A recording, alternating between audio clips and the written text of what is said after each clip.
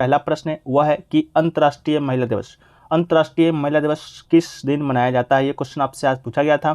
तो दोस्तों आपको बता दें कि प्रत्येक वर्ष 8 मार्च को अंतर्राष्ट्रीय महिला दिवस आपका मनाया जाता है। इसके अलावा बात करें 9 मार्च 2011 को पहली बार ऑस्ट्रेलिया, डेनमार्क, जर्मनी और स्विट्जरलैंड में अंतर्राष्ट्रीय महिला दिवस को सम्मानित किया गया था। इसके अलावा ये अंतर्राष्ट्रीय जो महिला दिवस है संयुक्त राष्ट्र ने पहली बार आपका 1975 में मनाया था। ठीक है, तो आपका राइट आंसर 8 मार्च हो जाएगा। तो मार्च से संबंधित कुछ महत्वपूर्ण प्रश्न हैं, ये दिवस हैं जो कि एग्जाम पॉइंट ऑफ व्यू से इंपॉर्टेंट है। पहला है 1 मार्च। 1 मार्च को आपका शून्य भेदभाव दिवस मनाया जाता है। इसके अलावा 1 मार्च को आपका विश्व नागरिक सुरक्षा दिवस भी मनाया जाता है। 3 मार्च को आपका विश्व वन्य जीव दिवस मनाया जाता है। 3 मार्च को ही आपका विश्व श्रवण दिवस मनाया जाता है। 4 मार्च को आपका राष्ट्रीय सुरक्षा दिवस। 8 मार्च को आपका अंतर्राष्ट्रीय महिला दिवस। इसके अलावा 10 मार्च को वेरी इंपॉर्टेंट CISF दिवस। 10 मार्च को ही आपका नो स्मोकिंग डे भी मनाया जाता है, हालांकि ये मार्च का दूसरा बुधवार को मनाया जाता है। 12 मार्च को आपका मॉरिशस दिवस। 14 मार्च को आपका पाई डे। 14 मार्च को ही आपका नदियों के लिए अंतर्राष्ट्रीय कार्रवाई दिवस। 15 मार्च को आपका विश्व उपभोक्ता अधिकार दिवस, दिस इज इंपॉर्टेंट। 15 मार्च को आपका रामकृष्ण जयंती भी मनाया जाता है। 16 मार्च को राष्ट्रीय टीकाकरण दिवस, ये दोस्तों बहुत ही इंपॉर्टेंट है। इसके अलावा 18 मार्च को आपका आयुध कारखाना दिवस, आयुध अधिनियम भी पूछा गया था दोस्तों आपसे, आपको मालूम होगा 10 जनवरी के सेकंड शिफ्ट में थर्ड शिफ्ट में कि आयुध अधिनियम कब पारित हुआ था, तो 1959 में पारित हुआ था। इसके अलावा आपसे पूछा गया था 20 मार्च को क्या मनाया जाता है, तो प्रसन्नता का अंतर्राष्ट्रीय दिवस। 20 मार्च को आपका गौरैया दिवस मनाया जाता है। 21 मार्च को आपका विश्व वानिकी दिवस। 21 मार्च को विश्व डाउन सिंड्रोम दिवस। 21 मार्च को आपका विश्व कविता दिवस। जल दिवस, ये बहुत ही इंपॉर्टेंट है, 20 मार्च को आपका जल दिवस मनाया जाता है। 23 मार्च को आपका विश्व मौसम विज्ञान दिवस। 24 मार्च को आपका विश्व क्षय टीबी दिवस। 27 मार्च को आपका विश्व रंग दिवस। ये दोस्तों आपके मई में से बनने वाले कुछ महत्वपूर्ण दिवस थे जो आपके एग्जाम पॉइंट ऑफ व्यू से इंपॉर्टेंट है। अगला प्रश्न पूछा गया आपसे कि अक्टूबर 2022 में प्रधानमंत्री नरेंद्र मोदी ने किस कॉरिडोर का उद्घाटन किया है। तो उज्जैन में महाकालेश्वर मंदिर कॉरिडोर का प्रथम चरण बनकर तैयार हो गया है और माननीय प्रधानमंत्री श्री नरेंद्र मोदी ने 11 अक्टूबर 2022 को इसका लोकार्पण किया है। तो आपका महाकालेश्वर मंदिर का कॉरिडोर इसका राइट आंसर आपका हो जाएगा। ठीक है, एक क्वेश्चन के पूछा गया था 4th यूथ गेम्स कहाँ आयोजित हुआ था। ये क्वेश्चन दोस्तों आपको बता दें तो ये आपका रिपीटेड क्वेश्चन है। ठीक है, 4th यूथ गेम्स आपका ये रिपीटेड है और ये आपका पहले भी पूछा जा चुका है, फिर कहाँ हुआ है, तो 4th भी आपका पूछा जा चुका था। तो चौथे खेलो इंडिया यूथ गेम्स में देश भर से आपके 8500 खिलाड़ियों का अब तक का सबसे बड़ा दल भाग लेगा और इस खेल का जो आयोजन है आपका हरियाणा के पास है। हरियाणा के पास है 4 से 13 जून तक आपका हुआ था। इसके अलावा पंचकुला, अंबाला, सावा, चंडीगढ़ और दिल्ली में आपका 4th यूथ खेलो इंडिया गेम्स खेला गया था। इसके अलावा पहली बार आपका कब खेला गया था खेलो इंडिया गेम्स, तो आपका नई दिल्ली में 2018 में पहली बार खेलो इंडिया स्कूल गेम्स का पहल शुरुआत हुआ था। इसके अलावा खेलो इंडिया स्कूल गेम्स का नाम बदलकर 2019 में खेलो इंडिया यूथ गेम्स कर दिया गया था। ये भी क्वेश्चन आपका SSC एग्जाम पूछ चुका है। इसके अलावा अभी हाल ही में खेलो इंडिया का 5वां संस्करण आपका आयोजित हुआ है जो कि आपका मध्य प्रदेश में 30 जनवरी से 11 फरवरी के बीच आयोजित हुआ था। ये आपका भारत सरकार की खेलो इंडिया पहल के तहत प्रमुख आयोजन का 5वां संस्करण था जो कि देशों पे जमीन स्तर को खेल को बढ़ावा देता है। तो ये दोस्तों आपसे पूछा गया था, ये आपका मध्य प्रदेश के कितने शहर में हुआ था, ये भी क्वेश्चन आपका बन चुका है 9 मार्च के एग्जाम में, तो 8 शहरों में आपका हुआ है। तो दोस्तों आप लोग देख चुके हैं कि क्वेश्चन अब है जो कि रिपीटेड होना शुरू हो गया है। तो दोस्तों अभी तक के सभी शिफ्टों में अभी तक मतलब ये आपका 10 तारीख तक का अपडेटेड है 8 शिफ्ट का, आज मिला दिया जाए तो 12 शिफ्टों का। ऑल 12 शिफ्टों का जो PDF है वेरी इंपॉर्टेंट प्रश्न 200 आज का जो प्रश्न मिलेगा, तो 300 प्रश्नों का उत्तर विस्ट एक्स्ट्रा फैक्ट के साथ अगर आप लेना चाहते हैं तो इसका जो शुल्क है मात्र 20 रुपये रखा गया है। व्हाट्सएप नंबर पर कॉन्टैक्ट करके और भी आप जानकारी इसके बारे में प्राप्त कर सकते हैं। और आपको बता दें कि ये PDF आपको 22 मार्च तक, यानी कि जब तक आपका SSC HSL का एग्जाम रहेगा तब तक आपको PDF प्रोवाइड कराया जाएगा। एक टेलीग्राम का लिंक भी आपको दिया जाता है जहाँ की रोज़ का PDF आपको मिलेगा। तो व्हाट्सएप नंबर पर संपर्क कीजिएगा। व्हाट्सएप नंबर आपको सामने दिख रहा होगा 9973741666। ठीक है, चलिए अगला जो क्वेश्चन देखिए पूछा गया था आपका, वो पूछा गया था हरिप्रसाद चौरसिया का संबंध किस वाद्य यंत्र से है। ठीक है, तो हरिप्रसाद चौरसिया की बात करेंगे दोस्तों, तो पंडित हरिप्रसाद चौरसिया एक भारतीय शास्त्रीय वादक है। वो आपका भारतीय बांसुरी के वादक हैं, तो आपका राइट आंसर बांसुरी हो जाएगा। उन्हें नव प्रवर्तक या परंपरावादी एक दुर्लभ संयोजन माना जाता है। उन्होंने अपने उत्कृष्ट फूंकने की तकनीक को माध्यम से बांसुरी तक अभिव्यंजक संभावनाओं का विस्तार किया था। ठीक है, इसके अलावा दोस्तों बांसुरी में और कुछ महत्वपूर्ण व्यक्ति हैं, जो है आपका एन लीला, पन्नालाल घोष, राजेंद्र प्रसाद और वी कुंजामणि। ये दोस्तों आपके कुछ बांसुरी प्रसिद्ध कलाकार हैं। इसके अलावा पंडित रविशंकर की बात करेंगे तो ये आपका सितार प्लेयर हैं, सितार वादक हैं। हुसैन अहमद खां ये आपके सनाई वादक हैं। इसके अलावा आपके अहमद अली खान ये आपके सरोद वादक हैं। इसके अलावा शहनाई से आपका फर्स्ट में क्वेश्चन बना था कि आपका क्वेश्चन ये बना था कि शहनाई में कितने होल होते हैं, यानी कि छिद्र होता है। ठीक है, ये क्वेश्चन आपसे पूछा गया था। तो आपका यहाँ 7 होल होता है। हालांकि गूगल पे 6 से 8 दिखा रहा है, लेकिन आपके ऑप्शन में 7 है जो कि दिया गया होगा। ठीक है, चलिए अगला जो क्वेश्चन ये पूछा गया था, बेंगलोर में एक्सपो इसरो और किस देश के साथ समझौता हस्ताक्षर हुआ है? तो बेंगलुरु स्पेस एक्सपो में दोस्तों भारतीय और ऑस्ट्रेलियाई अंतरिक्ष, ठीक है, ऑस्ट्रेलियाई अंतरिक्ष स्टार्टअप के बीच 6 समझौता ज्ञापन पर हस्ताक्षर किया गया है। तो आपका ऑस्ट्रेलिया इसका राइट आंसर हो जाएगा। अगला क्वेश्चन पूछा गया था, निम्नलिखित में से कौन मराठा साम्राज्य का शासक है? तो ये क्वेश्चन आपसे पूछा गया था, जिसमें ऑप्शन में आपका शिवाजी भी दिया गया था, जो कि बिल्कुल आपका राइट आंसर है। छत्रपति शिवाजी की बात करेंगे तो मराठा समाज का संस्थापक थे, जिन्होंने 20 अप्रैल 1627 को शिवनेरी पुणे के पहाड़ी किलों में जीजाबाई में इनका जन्म हुआ था। इसके अलावा मराठा समाज के अंतिम पेशवा की बात करेंगे तो बाजीराव द्वितीय अंतिम पेशवा थे। अगला प्रश्न पूछा गया था, स्वतंत्रता के बाद जन्म होने वाले पहली प्रधानमंत्री कौन है? तो आपके स्वतंत्रता के बाद जो जन्म होने वाली जो प्रधानमंत्री हैं और पहली है वो है आपके वर्तमान में प्रधानमंत्री द्रौपदी मुर्मू। भारत की जो 15वीं निर्वाचित राष्ट्रपति हैं द्रौपदी मुर्मू, 64 वर्ष उनकी आयु है। स्वतंत्रता के बाद पैदा होने वाली भारत की पहली राष्ट्रपति भी होंगी, जो कि 25 जुलाई को आपके शपथ ली थी। ठीक है, तो इसका राइट आंसर आपका द्रौपदी मुर्मू हो जाएगा। इसके अलावा राजेंद्र प्रसाद की बात करें, जो कि बिहार से थे, वो आपके भारत के प्रथम राष्ट्रपति थे। एक क्वेश्चन पूछा गया था, नवंबर 2022 तक भारत का पहला नागरिक कौन थे? तो देश का जो आपका पहला नागरिक होता है वो आपका भारत के राष्ट्रपति ही होते हैं। तो नवंबर 2022 तक आपके भारत के जो राष्ट्रपति थे वो कौन थे, ये सवाल होता है। तो आपके बता दें कि नवंबर 2022 तक वर्तमान में आपके जो भारत के प्रथम नागरिक हैं वह महामहिम श्री द्रौपदी मुर्मू जी हैं। भारत की प्रथम नागरिक कहते किसको है? तो वो भारत का प्रथम नागरिक आपको राष्ट्रपति को कहा जाता है।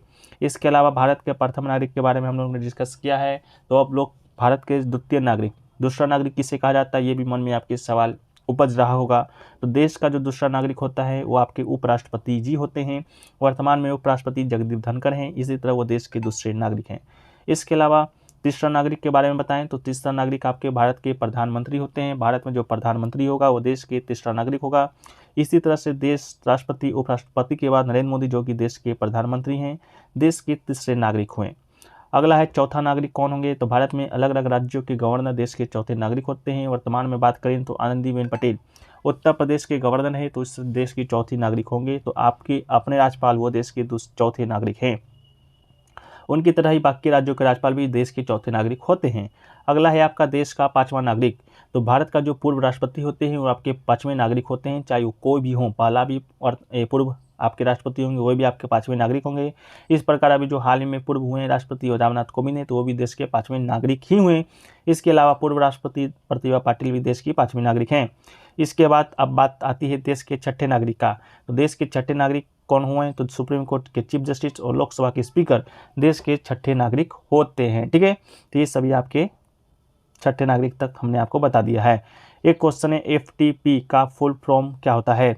तो FTP का फुल फॉर्म दोस्तों आपका फाइल ट्रांसफर प्रोटोकॉल, इसका राइट आंसर हो जाएगा। Is a network protocol for transmitting files between computers over transmission control protocol internet protocol TCP connection. ठीक है, अगला क्वेश्चन पूछा गया था 1757 के प्लासी युद्ध में अंग्रेजों की तरफ से किसने नेतृत्व किया था? तो अंग्रेजी सेना का जो सेनापति था रॉबर्ट क्लाइव और सिराजुद्दौला का सेनापति था मीर जाफर। तो सिराजुद्दौला के विरुद्ध आपका कौन लड़ाई लड़ा था? तो रॉबर्ट क्लाइव इसका राइट आंसर हो जाएगा। 1757 को क्या हुआ था? तो प्लासी का युद्ध हुआ था। कब हुआ था? 23 जून को हुआ था। अंग्रेजों और बंगाल के नवाब सिराजुद्दौला के मध्य प्लासी नामक स्थान पर, जिसमें अंग्रेजी सेना का नेतृत्व रॉबर्ट क्लाइव और नवाब की सेना का नेतृत्व आपका मीर जाफर ने किया था। अगला क्वेश्चन पूछा गया था, जब हवा महीन बालू को उड़ा कर ले जाती है तो एक टीला का निर्माण होता है, तो उसे क्या कहा जाता है?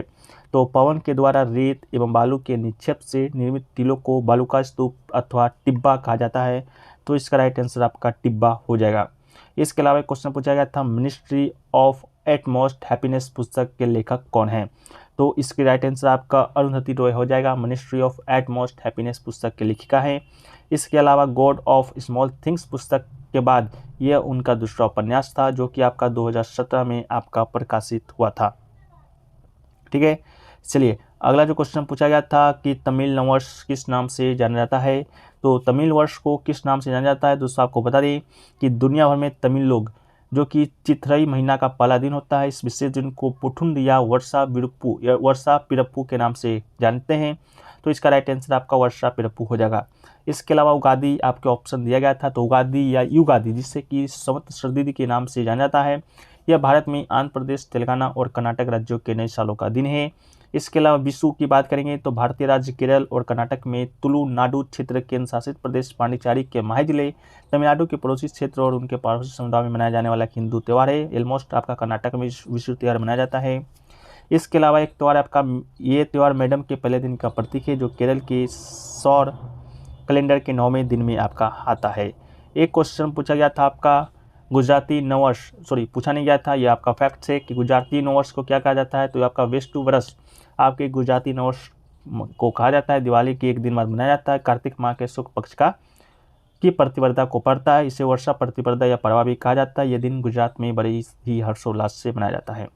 एक क्वेश्चन पूछा गया था पूर्वी घाट का सबसे ऊंचा चोटी कौन सा है। तो पूर्वी घाट पर्वत की जो सबसे ऊंची चोटी है जिंडागड़ा, ठीक है, जिंडागड़ा है, जिसकी ऊंचाई 1690 मीटर है। यह विशाखापट्टनम जिले में स्थित है। उड़ीसा राज्य के कोरापुट जिले में इसकी सबसे ऊंची स्तर की चोटी है। इसके अलावा सबसे ऊंची चोटी में आपका पश्चिमी घाट की सबसे ऊंची चोटी की बात करेंगे तो ये आपका नाईमुडी है, जो कि 2695 मीटर, और डोडो बेटा 2637 मीटर शामिल है। आपका पश्चिमी घाट की सबसे ऊंची चोटी है। इसके अलावा नाईमुडी भारत के केरल राज्य में स्थित है। ये भी आपका पश्चिमी घाट का सबसे ऊंची चोटी है। इसके अलावा दोस्तों बात करें तो एक क्वेश्चन आपका और पूछा गया था 7वीं अनुसूची से, ठीक है, 7वीं अनुसूची से आपका क्वेश्चन पूछा गया था कि कौन सा जो आपका सेक्टर है वो आपका संघ सूची में शायद आपका आता है। तो दोस्तों आपको पहले बता दें कि 7वीं अनुसूची भारतीय संविधान का, ठीक है, ये दोस्तों आपका केंद्र और राज्य सरकार के बीच शक्तियों का विभाजन करता है। ठीक है, 7वीं अनुसूची में दोस्तों आपको बता दें तो आपका 3 प्रकार की सूची दिया गया है। पहला आपका संघ सूची है, दूसरा आपका राष्ट्र सूची है, और आपका तीसरा समवर्ती सूची है। ठीक है, इसके अलावा दोस्तों आपसे पूछा गया था संघ सूची में कौन कौन सा विषय आपका शामिल है। ये पूछा गया था, शायद ये आपका राष्ट्र सूची पूछा गया था। क्वेश्चन तो ऐसा कंफर्म नहीं है, लेकिन हम संघ सूची के बारे में आपको बता दें तो संघ सूची दोस्तों आपका संघ सूची के कानून विषय में कानून बनाने का अधिकार है, जो कि आपके भारत के संसद